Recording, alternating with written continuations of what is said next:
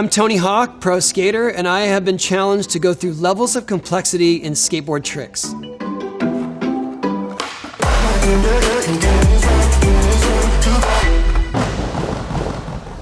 In the interest of time, we are only covering flat ground tricks and ramp tricks, no grinds, no slides. There are so many variations here, but I'm trying to give you the foundation from which the other ones are built. And just remember, this is my personal interpretation of this challenge, so let's hit the floor. Level 1 would be the flat ground ollie. Ollies are the foundation to almost every skate trick. There's hardly any tricks that you can think of that don't start with an ollie first. So if you're gonna start skating, that's gonna be the first trick that you actually learn.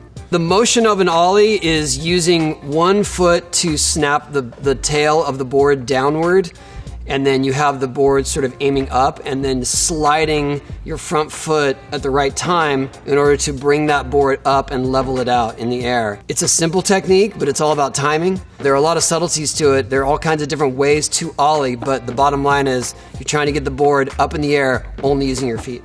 People who first try to learn ollies, the number one mistake is they won't commit to it. So you see kids trying ollies and they land with their foot off to the side. People do that for years. And it's just all about committing to actually landing on top of the board. Level 2 is a 180 frontside ollie. Frontside refers to the way that you're turning, and it all stems from surfing. So if you're frontside to the wave, you're turning literally with your front facing the wave. That translates down to skateboarding, where that same motion is frontside. On a frontside ollie, 180, you can actually see where you're going. You can see the landing. The motion of it is basically an ollie, and as you ollie, you're moving your shoulders and you're turning your upper body 180 and making your lower body follow. It's a little bit of finesse with your feet because your feet have to move a little bit differently in order to make that board come around, and it's very easy to have your back foot move too far, which I did plenty of times during this demonstration. Once you land, you're riding backwards. That makes it more complex as well because you're starting the trick forward, you're landing backwards, and a lot of people are not comfortable going backwards. So level 3, I say, is a backside 180 ollie. It's not that it's more complex than a frontside 180 ollie, it's just a little bit more difficult because you can't see your landing zone. So you're going literally on blind faith, that you're going to be landing straight and going the right direction, and then your head sort of catches up at the end. So it's almost like you're going with the force. You're using the force to land properly, and then using your other senses to figure out where you are and how to adjust. It takes a little bit different technique too with the snap on the ollie, because on the frontside ollie, where you hit your tail is a little bit different than on the backside one. Your feet will move a little more on backside generally, and depending on how late you turn the 180 is really how much risk you're willing to put out there. My level 4 is a backside pop Shuvit. What that means is turning the board a 180 under your feet while keeping your body in the same position. When I say backside direction, that means your board is going the backside direction, but your body stays forward. I would start with a backside pop Shuvit first because I feel like that's the easier way to do it. So 180s is the opposite, but when you're doing Shuvits, it's actually easier to go backside because you can see the board come around. The idea is that you snap it, and as you snap the board, you're giving it a little nudge in that direction, and then you keep your feet out of the way as it comes around, and as you see it come around, you put your feet back on the grip tape where it needs to be, and then push it down on the ground. It's very easy to spin it too far. It's very easy to spin it not enough. As a reference, the first couple that I tried today, I overturned it so you can see where my board goes a little bit too far. I caught it with my feet, but my feet kept going with it, and it's just not suitable for landing straight. And it just takes a little bit of finesse because it really doesn't take a whole lot of effort on your tail when you push it to make it turn. In fact, some people to learn how to ollie accidentally do pop Shuvits because they can't keep their board straight. My level 5 would be a frontside pop Shuvit. It's the same idea in theory as a backside pop Shuvit, but you're pushing the board the other direction. You're pushing it more of an unnatural way because you have to sort of kick it in front of you, yet the board stays so far under your feet it's hard to see. So this trick is more based on feeling than sight. You'll see that when my feet are set up, my feet are very exaggerated off from one side of the tail and off from one side of the nose. I need that in order to keep the board flat as I kick it around. If you keep your feet in the general ollie position and try a frontside pop shove it, it's very likely the board will flip, and not flip in a good way. You're gonna land either upside down or what we call primo, which is on your wheels sideways, and that usually doesn't turn out very well either. I feel like some people find a trick that they're comfortable with, and that becomes their go-to, even though it might be a few levels above what's basic. Perfect example is my son Spencer. He doesn't skate regularly, but when he does skate, he can do frontside pop shove it's easily, clean, catches them high, and it's just like this muscle memory he has, which is fascinating to me because mine are terrible. Level 6, in my eyes, is a kickflip. It's crazy to think that many people understand what a kickflip is these days, because when we first saw Rodney Mullen do it, we didn't understand how he made his board flip. We called it a magic flip. That was literally the name of it at first. He called it an ollie flip because he did ollie first and then flip the board. And that is the technique, and the baseline of it is an ollie. But as you're ollieing and as your foot is sliding forward to level out the board, it actually slides out to the side and starts it flipping. It's all one fluid motion. It's a foundation to skating, but it also can be one of the hardest things to learn. The whole idea is that you're doing an ollie and you're making the board flip under your feet. A lot can go wrong like that. Usually it doesn't flip enough. I did that plenty of times when doing this segment. And the whole reason for that is that you either didn't flick it fast enough or you didn't ollie high enough. You can always improve your kickflips. The idea is that you want to catch them high. You want it to get to your feet so you're still under control of the board as you're in the air. If we had levels of kickflips, the first level is just doing it, the second level is catching it, and the third level is doing it over stuff, over stairs, over fire hydrants, flipping into tricks. Level 7 for me would be a heel flip. It's a little bit misleading to say it's an actual heel flip because you're not using your heel to flip it. So you see that the kickflip turns this one direction, and when you see a heel flip, it turns the opposite direction. You're not actually flipping it with your heel, but that's the only way to separate those two terms. And as you see, my foot is set up actually with my heel off to the other side of the board. I'm actually scraping the side of my foot diagonally, the opposite direction of a kickflip, but I'm not using my heel. I'm still using the toes of my shoe to make it happen. And sliding it that way and then making it flop over. Number one mistake of heel flips is not getting it around, landing primo and falling backwards. Some people find it easier to flip heel flips, including one of my kids. All of this can be debated. It's really more personal preference, but in my head, and I learned kickflips first, I learned heel flips much later. Ironically, for me, heel flips are easier on vert, but I'll get to that later.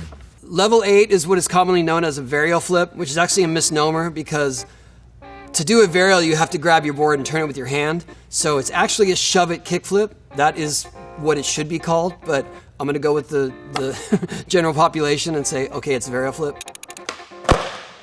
Basically, it's a Shuvit and a kickflip all at once. What happens is you flick the board, you actually position your foot so that you're kicking it and giving it a little twist at the same time, so that when it does come around, a kickflip ends up landing like a heel flip. Sometimes that's easier than a heel flip because you get to see the board come around and you can decide when you want to actually put your feet down on it, like when it's going to be safe to land.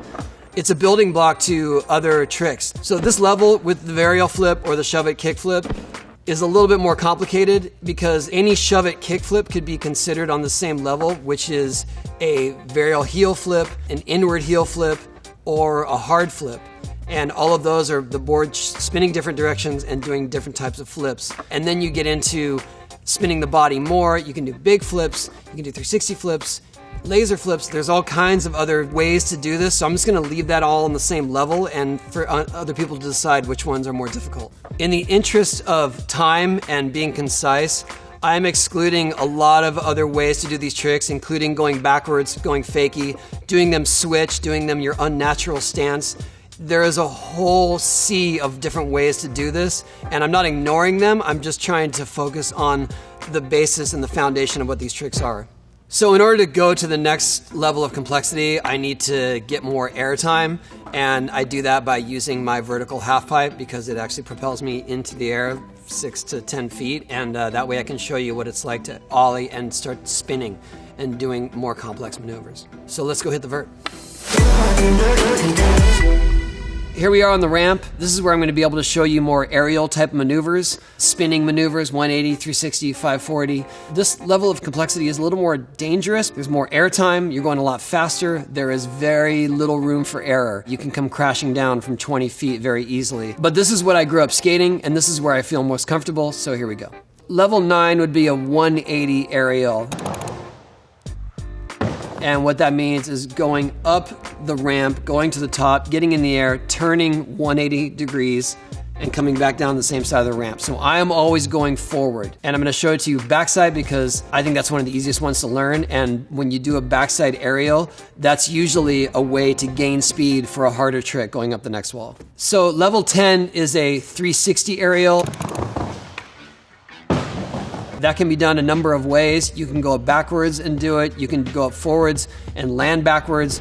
I'm going to show you what I think is the most basic 360 aerial, and that is a frontside 360. So I'm going up the ramp, I'm turning in the frontside direction, a full 360, and I'm coming down backwards. So you may think the next level of complexity is a 540 aerial. For some people, that might be true, but I believe that before we get into a 540 aerial, I want to get into a flip trick, flipping the board in the air and catching it under my feet while doing a 180. For me, that would be a frontside 180 heel flip. So you remember level 7 on the flat ground, which was the heel flip? This is what it looks like when you take the heel flip onto a vert ramp in the air and turn a 180 at the same time. So this is where we start adding levels of complexity, danger, and difficulty. So the next level would be a 540 spin. I would choose to do a backside 540 spin, more commonly known as a McTwist, the way that I grab it. It was the first backside 540 ever done on a vert ramp, which was done by Mike McGill. This can turn into more of a flip sometimes, but the level of complexity and difficulty is much greater because you are blind to the ramp for half the spin. That means you cannot see your landing zone until you're just coming around, and it's almost too late to try to worry about it. So going forward, I'm going to use existing videos of tricks because in the interest of time and my own personal safety, these tricks are much more complex and require a lot more effort and a lot more attempts. Luckily, I have some on video and we can refer to those. Level 13 is a 720 spin. It's a trick I created in 1985 because I had a ramp that was giving me plenty of airtime. At some point I realized I could probably spin more than a 540 on this ramp, and it worked out pretty well. You come up backwards, spin around, almost do 2 somersaults, and then come down forward. 720s are especially difficult because you are blind to the ramp for an uncomfortably long time. The idea that you're coming up backwards and starting a spin makes it extra difficult because it's hard to snap off the wall to get enough airtime. In the world of skateboarding, that snap is what it's all about, especially on a vert ramp. Level 14 is a Varial McTwist. So if you can remember the pop Shuvit on flat ground and the McTwist maneuver, this is combining those two things in a much more complicated and complex way. You're spinning the board an extra 180 under your feet as you spin this 1.5 somersault in the air. The board does 2 full rotations. You do 1.5. You've got to meet it with your feet before you're ready to land. And a lot of that is just based on feeling. Level 15 in going with this pattern, to me, would be a kickflip McTwist. I can't explain how much more difficult that is than these other tricks. Let's put it this way. The McTwist was created in 1984. The Varial McTwist was created in 1989. And the kickflip McTwist didn't happen until 1995. It's that much harder because you're flipping your board, you're trying to set it into the same trajectory of spin that you're doing with your body, and at the same time you've got to catch it as it kickflips 1 rotation. So all of that's happening without you being able to see your board or your landing zone. It all happens almost in a vacuum while you're flipping and you're spinning, and all these things have to come together, and it's all based on feeling. Once I flip it and I feel the board in my hand and I feel my hand near my feet, all systems go. It doesn't always work, but that's the only way that I can gauge if it's going to happen at all. This was my very first kickflip McTwist. It happened in 1995 on one of the few vert ramps in the world that was in Tampa, Florida, at the skate park at Tampa. Vert skating was relatively dead. There was only a handful of hardcore vert skaters left in the world, and we all happened to be there that night.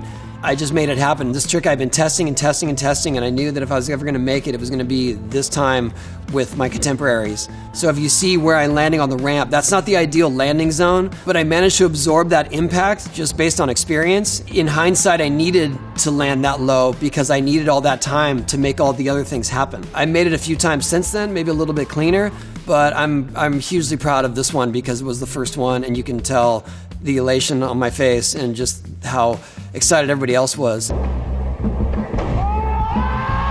It's weird to think that kind of progression was happening in this very small scene of skateboarding. I mean, that wasn't going to make an ESPN highlight or anything. It was just more of a cool thing that happened in the skateboard world. Level 16 would be doing a 720 spin and adding a board variation to that. My board variation of choice for the first time doing it was a Varial 720. The board does a full 900 rotation and my body does a 720 rotation. Spinning around twice and trying to get your board to your feet during that double spin is extra hard because basically once you leave your board, you kind of leave it behind. And so you got to rely on your feet kicking the board into an extra spin as you catch it and guide it around. If that sounds difficult, it is. If you ever see someone trying Varial 720s, you'll see them kind of lagging with their board behind and they never get back to their feet correctly. And the key to it is getting that snap, kicking your feet extra hard and getting the board to start spinning before you even start spinning your body. We're talking about fractions of a second to make that work. And even then, it might not work. Level 17 of spinning aerial maneuvers for me would be a 900.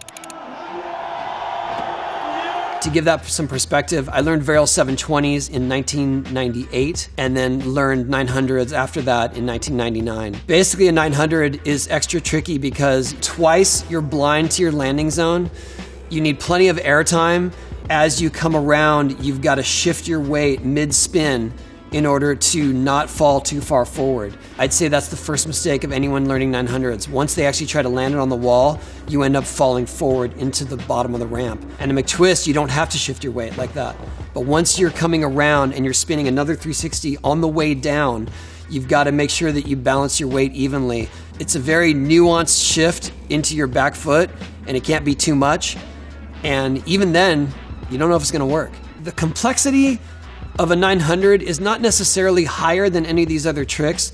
The danger factor is much higher because if you miss any part of that spin or if you open up during that spin, you find yourself in midair way over the ramp and falling on your back. And it happens all the time. Even if I miss the grab, I have to commit my body to that spin just to land safely. And I know that just sounds bizarre, the idea that you already know you're falling, but you've got to commit to the whole trick because otherwise you're going to land on your back in the flat bottom.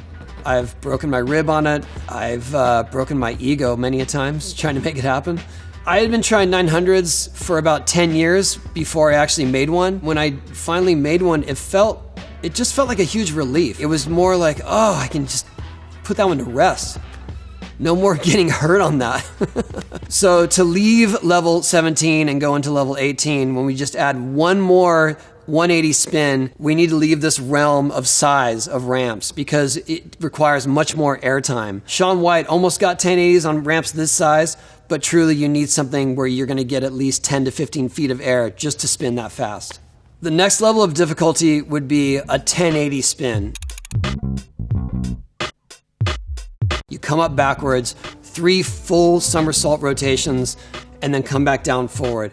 I honestly have never even tried one because you need a much bigger ramp to get that kind of airtime, and you have to be going at that ramp going backwards, and those two things just were not in my wheelhouse. The guy who did it first was Tom Shar. He was known for his spinning maneuvers on ramps. He was much smaller, so he could ball up tightly, and he was very comfortable on what we now know as the mega ramp. The mega ramp is usually one big long jump, and then after you land that jump, you go into this giant quarter pipe. They covered that jump for Tom for this so he could just focus on the one trick. So he would come in backwards, roll over what used to be the jump, and then he had the right amount of speed for this 1080. It was hugely monumental when it happened. Only one other person has done it since then. It's still one of the most difficult, biggest milestones in skateboarding as far as I'm concerned, especially in ramps. This could be argued, but I believe the next level of complexity would be a flip trick with a 720. We're gonna remove a full 360 from this trick of a 1080 and add another board variation flip into it. Instead of 3 spins, it's 2 spins, but add a heel flip. Way harder as far as I'm concerned. The reason being is that you're coming up backwards, and to make that snap coming up backwards and get the board flipping and your body spinning all on the same plane requires an intense level of focus, an intense level of airtime, and everything has to come together perfectly. I'm telling you this because I've never done it, but our team rider, Elliot Sloan, has done it a couple times, and it is hugely impressive when he does it. I watched him try this trick for almost 3 hours straight and make it once, and it was worth it. Basically, what you see in the beginning is that snap that I've been talking about, where you're snapping it off the wall, trying to get enough airtime and distance away from the coping to make the full rotation. As he's snapping, you see his foot do this very quick motion, sending the board into a heel flip. And as that's happening, he makes sure that it's also not just flipping, but spinning with his body, and his hand is just in the position to catch it. He hopes that it comes around back into his hand. And that is the key to this whole trick, is the flip and the catch. And when it actually happens, and he feels it in his hand, under his feet, he just throws it on the wall. And he doesn't even know if it's gonna work. When you get to this level of ramp skating, that's what it takes, is sometimes just a Hail Mary. So for these next levels of complexities, I think that we're gonna go into the realm of unreality, because these are NBDs, which means they've never been done.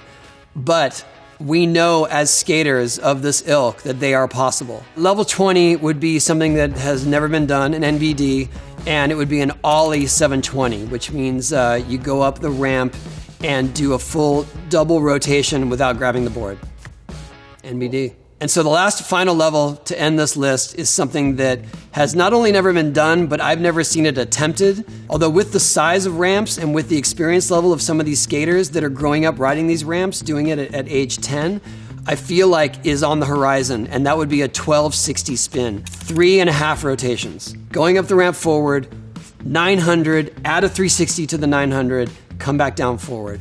I know that there are people that have been discussing it. It's very possible that we'll see one in our lifetime.